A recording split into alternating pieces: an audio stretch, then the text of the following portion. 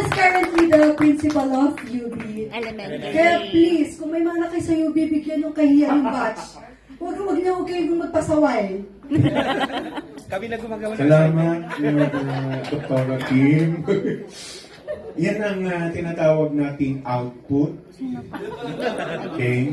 Kasi sa araw na sa gabing ito ay walang kahulili, walang katumbas, okay? Walang katimbang na pasasalamat ang aking taus-pusong ipinahahayag ngayong gabi. Sabi kasi naman akong mag-Tagalog, mag-Filipino. Meron akong prepare na English, pero mas masaya kung taos sa puso ang aking Yes! walang hanggan ang aming pasasalamat kasama ni Ginang Marian at Ginang Beats Lubrica, Ginang Marian Andrada, sapagkat kami ay naimbitahan ninyo sa gabing ito. Okay? Ito ang tinatawag nating outcomes. Okay? Natawa si Mang Beats. Outcomes kasi kitang-kita namin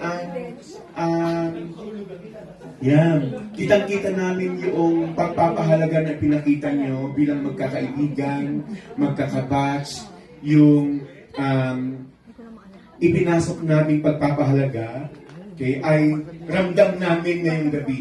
Okay? Yung mainit, okay, mapagmahal at maligayang pagsasama ninyo ay hindi matutumbasan ng anumang halaga.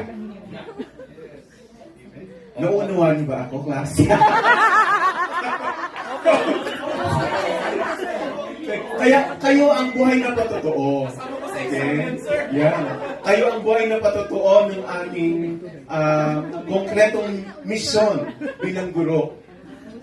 Kasi nandito kayo, okay, na konkretong nakikita namin yung paghihirap namin bilang guro. Alam niyo naman na konti lang yung sweldo namin.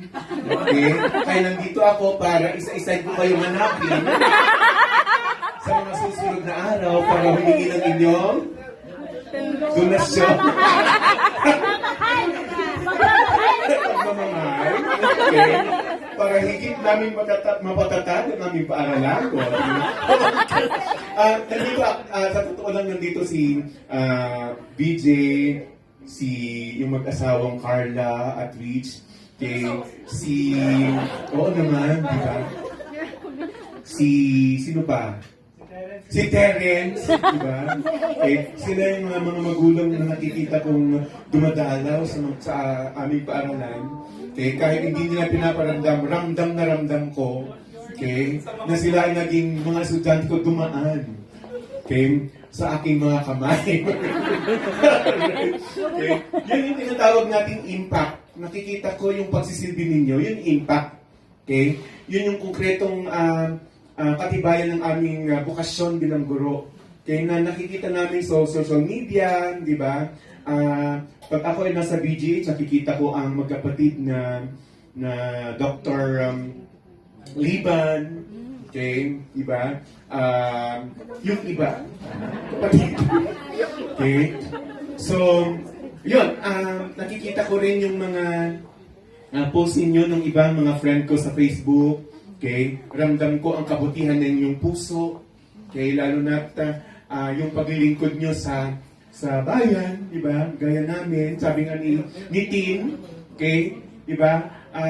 Mamamatay akong di man lang nasisilayan ng maningning na pagbubukang liwayway sa silangan. Kayo nakakasaksi. Batiin ni Luciato gayang mabulig sa dilim ng gabi. Kaya yun yung hamon ni Elias para sa ating lahat. Para kung ano man mayroon tayo, hindi tayo nandito para magkumparahan ng ating mga natapos, di ba? Nandito tayo para sumaya, at balikan yung ating mga alaala bilang magkakabatch. Batchmate ko kayo, di ba? Kaya ramdam ko yung inyong mga presentasyon, dumadaloy sa ugat ko, sa dugo ko, ang batch 2002. Diba?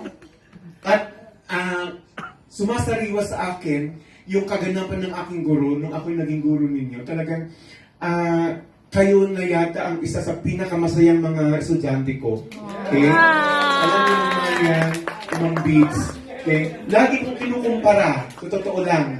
Okay? Sa aking mga estudyante, ang batch 2002, excited akong pumasok. Araw-araw, kaya excited akong pumasok kasi ramdam ko yung kaganapan ng aking pagkaguro sapagkat pumapasok akong masaya at lumalabas din ako masaya. Okay? Kahit, di ba, may mga oras na nagsisermon ako, normal yan sa pagiging guro, di ba? Pero sa puso, habang ako nagsisermon, ramdam ko na tumatagos, pumapasok yun sa inyong mga puso at kaluluwa. Di ba? Except kay Imon. Yes, kaya majority sa inyo akong pumapasok. Okay? Alam ko yung mga pangalan ninyo. Si Alex lang yata ang hindi ko masyado na... Saan na si Alex? Raise your hand. Okay? Sabi ko kay Ma'am Marian at saka Ma'am Vic, sino siya? Oo, masyado sa kumuha ko, di ba? Okay, di ba? Okay. Hindi ko naman sinasabi yung iba hindi kumuwapo, di ba? Okay? Wala kang ilabanggit doon. Nananatili ang inyong mga, di ba, magagandang mga physical na anyo, ano man ang anyo ninyo sa gabing ito, ay kayo ang pinaka-gwapo at pinakamaganda sa aming paningin. Yeah. Ma'am Beats. Okay? Parang 90% hindi talaga nagbago yung mga pagmumukha. Okay? Yung 10% si ano, di ba? Sina? 10% talagang macho-macho itong si ano, nakikita ko sa Facebook. Kanyang physique, di ba? Kita mo naman. Pang Mr. Universe. Ayan, so without much ado, nais kong ibigay ang aking pasasalamat. Umaasa kayo na aming pagbubutihin, okay, ang aming trabaho, sapagkat sa inyo nakikita namin ang katuparan ng aming pangarap bilang mga guro. Mabuhay kayo. Yay!